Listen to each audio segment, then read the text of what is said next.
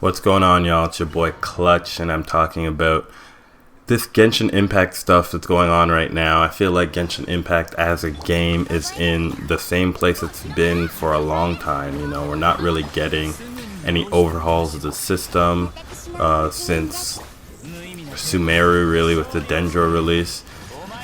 With Fontaine, the battle system itself, the new area included the underwater system, which made every character the exact same functionally, except for the Fontaine characters can jump out of the water, right?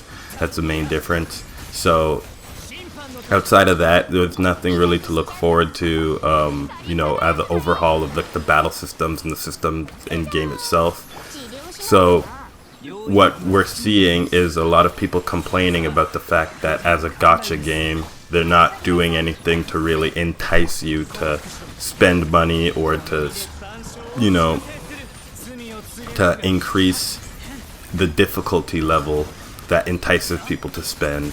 They're not doing any of those incentives. People are just spending anyway, right? They're just spending on the characters that look the coolest, look the cutest.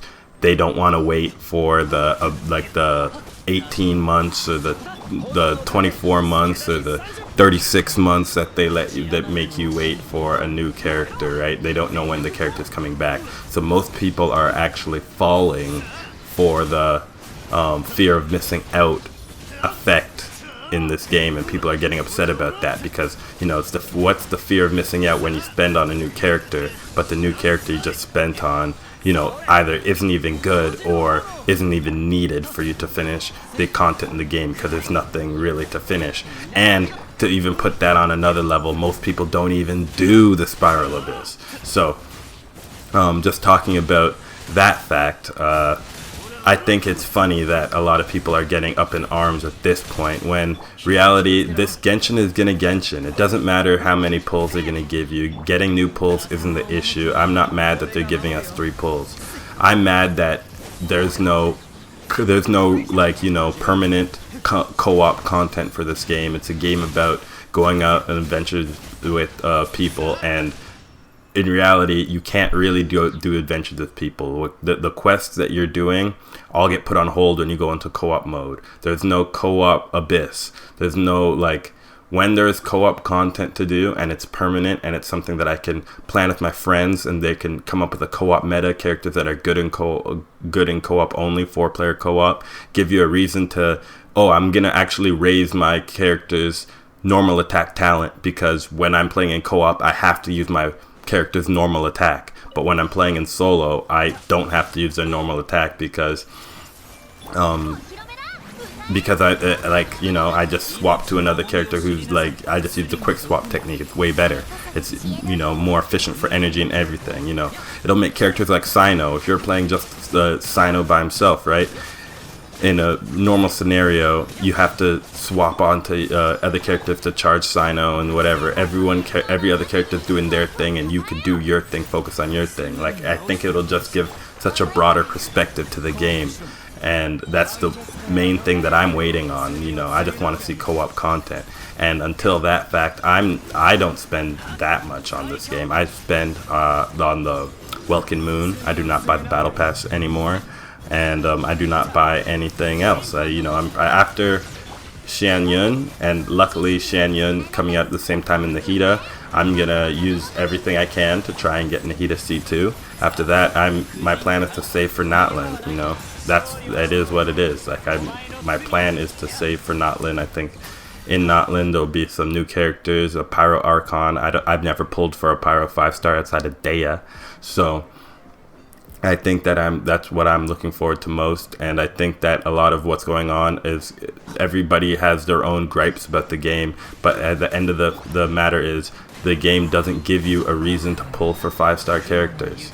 There's no reason to get more than one constellation or more than C0 of a character. This game doesn't, why is this game a $1 billion company just based on its story alone? If it's based on the story alone, we should accept it at that, because that's what they're telling us.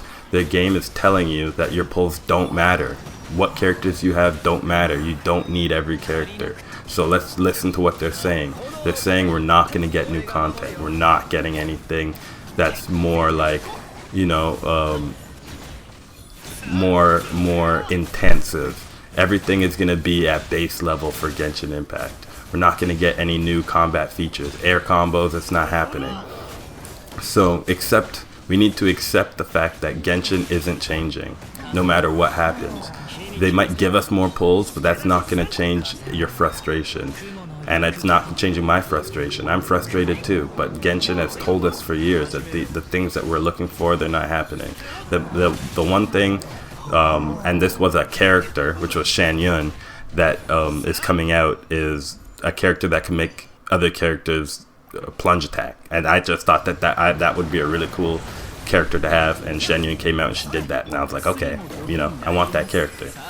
But the other thing I really wanted, like I said, was that co-op Abyss, with that ability to, you know, team up with your friends and take down, you know, challenging bosses, or take down challenging puzzles. Maybe something like a horde mode, maybe something like a simulated universe, something creative, something that comes back commonly enough, that changes enough where you can, you know, set that up as like a challenge, something that you're looking forward to doing again. Like when the Abyss comes, I look forward to doing the Abyss. Trying it with new different teams, characters that I've cultivated over the 3 years that I've been playing, and I look forward to that. Some people have other things that they look forward to, and that's cool too. So I think that, like, that would be something that, as a player, I wouldn't say no to. I didn't get into Genshin to play a card game, and I feel like they put so much more emphasis on the card game, which I'm sure less people play than the Spiral Abyss, than they do on the Spiral Abyss itself. I feel like they put so much more emphasis on things like the teapot, which wasn't out when Genshin came out, right? The Spiral Abyss was there from the beginning, and it hasn't gotten the emphasis I think the Spiral Abyss deserves.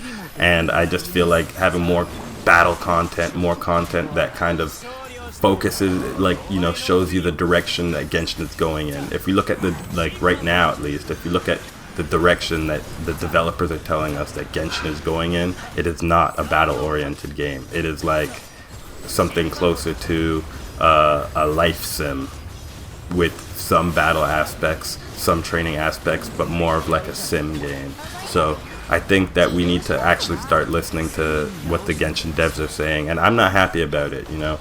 I'm not happy about it either, but I think that Genshin is what it is, and we need to, you know, show the Genshin devs what we'd rather do. Would you rather just complain about it, or we should actually stop spending, pick up our money? Maybe we should go try out some other games for a while, go play some Wuthering Waves for a little bit, go try something else, because at this point Genshin needs a kick in the pants, and it's not gonna just change on its own. So we need to make a bigger statement than that. We need to actually stop playing for a little bit.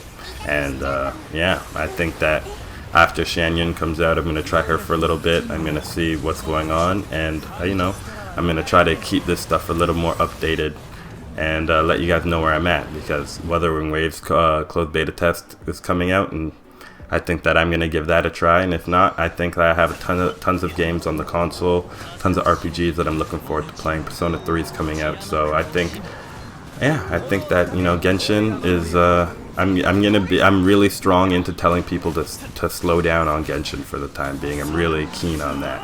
I think that is a good decision for a lot of people, and I think that it's not about, like, just stop spending money. I think it's stop logging in, stop doing your dailies, stop doing, maybe even just uninstall Genshin for maybe like 5 to 6 months, and then come back and see if Genshin has changed anything. Unsubscribe on the Reddit page, stop following on Twitter. Let Genshin sweat a little bit. Let them sweat, because they can know you're just not coming back. And I think that we need to be a little stronger. Just because a character is cool looking, like Sha won't miss you. You know what I mean? Like, Daya's not gonna miss you. Sino's not gonna miss me. You know what it is? So maybe I just stop playing until it's time to go to Notlin, or maybe even in Notlin I don't come back. You know what it is? So yeah, let me know what you guys think about this whole debacle. I think that just in general, people aren't going far enough. They're saying we need to like pressure them, tell them what we want, but they know what we want. It's like not that they don't know what we want. They know what the fan base wants. They don't want to give it to you. They want you to get it from somewhere else. So I think that's what we should do. We should stop playing Genshin and get what we want from the game that's going to give it to us. And they're telling us for a long time that Genshin isn't that game. So thank you for watching this video, and I'll talk to you guys in the next one. Later.